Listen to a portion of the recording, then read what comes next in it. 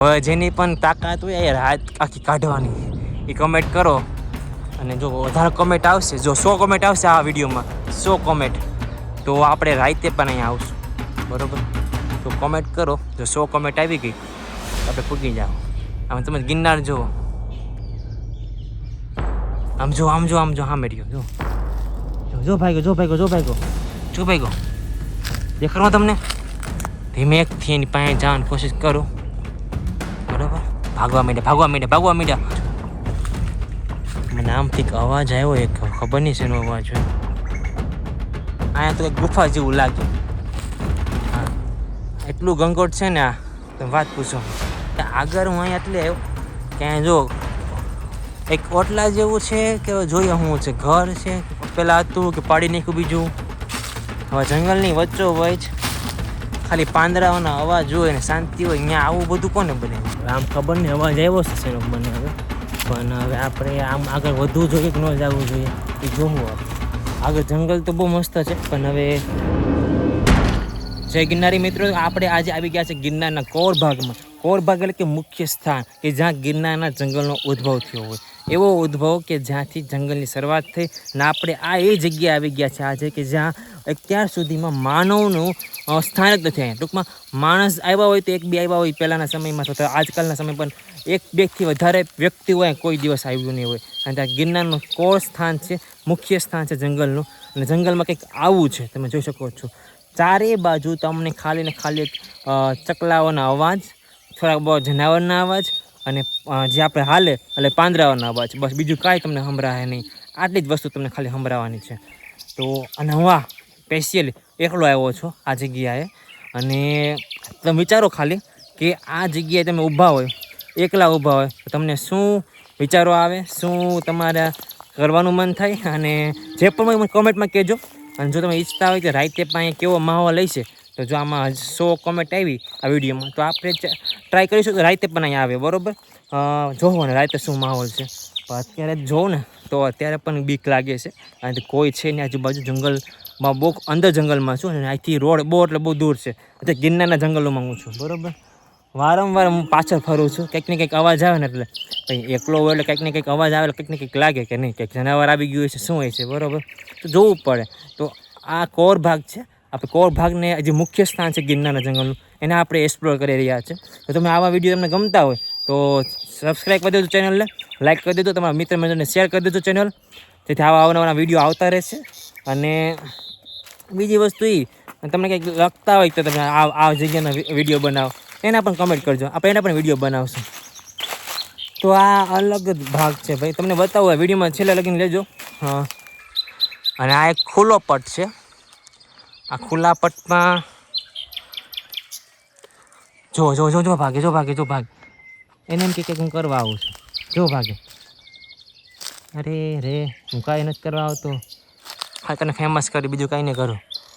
કેવું ટહુકાની જેમ ભાગે, જોયું તમે?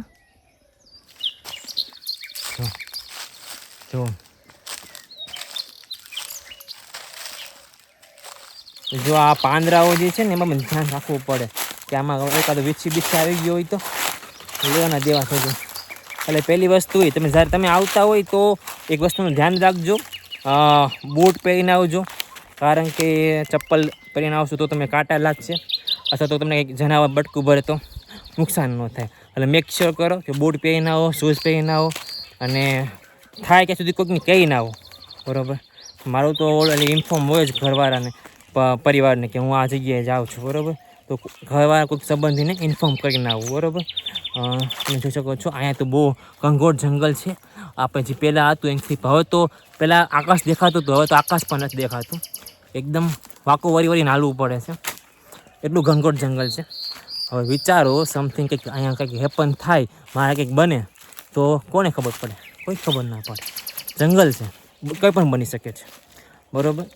કાંઈ પણ થાય, એટલે તમારી ચાવચીથી રાખીને હાલવું, બરાબર? અને બીજી વસ્તુ એ કે આ જગ્યાએ આવો તો એક વસ્તુની આપને લાગે મનમાં કે નહીં, જીવન તો આ જ છે, શાંતિ તો અહીંયા જ છે. તો કંઈક આવી રહેવાનું આવી રીતે જગ્યાએમાં, તો કોઈકને કહીને આવવાનું, સમજ્યા? એકલા નહીં આવવાનું, બસ. કાંટા બાટા લાગે એના માટે શૂઝ પહેરીને આવો. જો કાંટો બાટો ઘેરો લાગે ના, નથી વાંધો. તો આવું કંઈક જંગલ છે. બરાબર કહીને આવું વધારવું પડશે.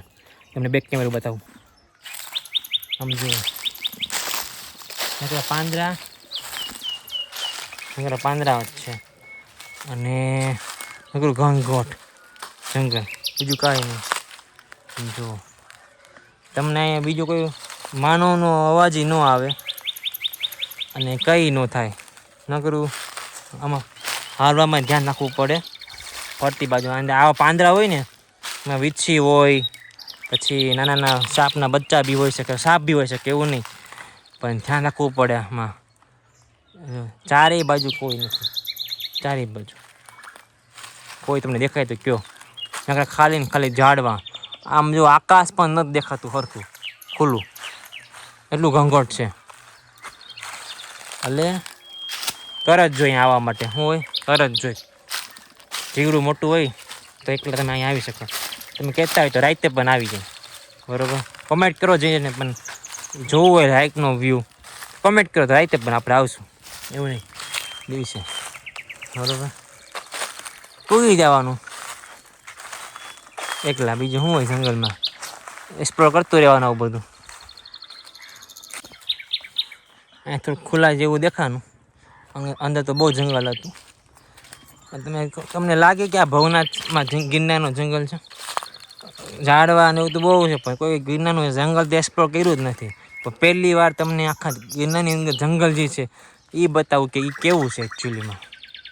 બરાબર, આટલું ઘંઘોટ છે. જો અહીંયા ક્યાંય લાકડા કાપેલા છે આ બધા. એક કોઈક સમયે કોઈ કાંઈ આવેલું છે જે આટલો ભાગ કાપેલો છે. એવી રીતે આ બાજુ જુઓ, જરીકે તમને એવું નહીં લાગે કાંઈ કાપેલું છે એવું કાંઈ. બરાબર, તમે જુઓ સામે મોર છે, દેખાતા હોય ઝૂમ કરું બારો. જોયા તમે મોર? જોયા? મોર છે. ધીમેકથી એની પાસે જવાની કોશિશ કરું. બરાબર, ભાગવા માંડ્યા. મોર ભાગવા માંડ્યા. તમને દેખાતા હોય તો કહેજો. મને આમથી અવાજ આવ્યો, એક ખબર નહીં શેનો અવાજ હોય. સામે મોર છે અને મને આ બાજુ કંઈક અવાજ આવ્યો. હવે કોઈ છે નહીં. હવે જોઈએ આપણે આગળ જઈએ કે ન જઈએ. જો આપણે નદીની આ બાજુ આવી ગયા. હવે આગળ જ વધીએ અને જોઈએ હવે આગળ શું છે. બરાબર, હવે આ નદીનો કિનારો જો સાંભળો, તમને કેવી શાંતિ મળે અહીંયા. એકદમ શાંતિ છે. બાવરિયા, પાંદડા, બીજું કાંઈ નહીં. અને જો તમારે એકાંત શાંતિની જરૂર હોય ને તો જુનાગઢમાં જરૂર પધારો. ભવનાથમાં, ગિરનારના જંગલોમાં આવી એકાંત શાંતિ તમને જોવા મળશે. સમજો ખુલ્લું આકાશ તો આપણે ઘણો ટાઈમ પછી જોયો. આમાં નકો ઘંઘોટ જંગલ જ હતું, ખુલ્લું આકાશ દેખાતું નહોતું. પણ હવે અહીંયા થોડું ખુલ્લું છે એટલે ખુલ્લું દેખાનું આકાશ. અહીંયા મને લાગે ઓકે લાકડા કાપેલા છે કંઈક છે, બાકી ખુલ્લું હોય નહીં. ઘંઘોટ જંગલ જ છે. જુઓ ચારે બાજુ આવો કંઈક માહોલ છે. અહીંયા તો કંઈક ગુફા જેવું લાગે. હા, એટલું ઘંઘોટ છે ને આ તમે વાત પૂછોમાં. એકદમ ગુફા છે. જો તમને બતાવું અંદર કાંઈ હોય તો.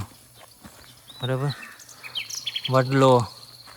આમ તો એકલા આવવા માટે તો બીક તો લાગે, પણ કોઈ એક્સપ્લોર કરતું રહેવાનું. ઝીણી વસ્તુ ખબર પડે કે શું છે શું નહીં. જો ઘંઘોટ જંગલ કાંઈ છે કંઈ નથી. આગળ હું અહીંયા એટલે આવ્યો કે જો એક ઓટલા જેવું છે કે જોઈએ શું છે, ઘર છે પહેલાં હતું કે પાડી નાખ્યું બીજું. હવે જંગલની વચ્ચોવચ્ચ ખાલી પાંદડાઓના અવાજ હોય ને શાંતિ હોય. અહીંયા આવું બધું કોને બનાવ્યું? શું છે આ તો કંઈક કૂવા જેવું લાગે છે. ઓહ, આ તો કુંડ છે મોટો પાણીનો. આખું પાણી છેવાડ થઈ ગયું છે. જો હવે આ જંગલની વચ્ચોવચ્ચ આવો કુંડ કોને બનાવ્યો હોય છે? અને એ પણ પાછું બહુ ઊંડો છે. શીશરો બનાવ્યો હોય તો સમજાય કે કોકે સરકારે પાણી પીવાતું બનાવ્યો હોય. પણ આટલો ઊંડો અને આટલો મોટો જનાવરને પાણી પીવાનું તો ન જ હોય કદાચ. તમને શું લાગે છે? કોમેન્ટ કરો બધા. બાકી જો જંગલમાં કોઈ છે? કોઈ નથી. ચારેય બાજુ કોઈ છે જ નહીં. ખાલી પાંદડાનો અવાજ આવે અને શાંતિ. અને હવે જોઈએ એકાદું જનાવર મળે તો તમારા ભાઈ, બરાબર. બાકી તો જનાવર મળે તો મારે ભાગવું પડે જંગલમાં, એકલો છું, બરાબર, કોઈ છે નહીં. ગિરનારનું જંગલ છે અને ગિરનારના જંગલમાં એક આવો લાભ છે, આવી શાંતિ છે.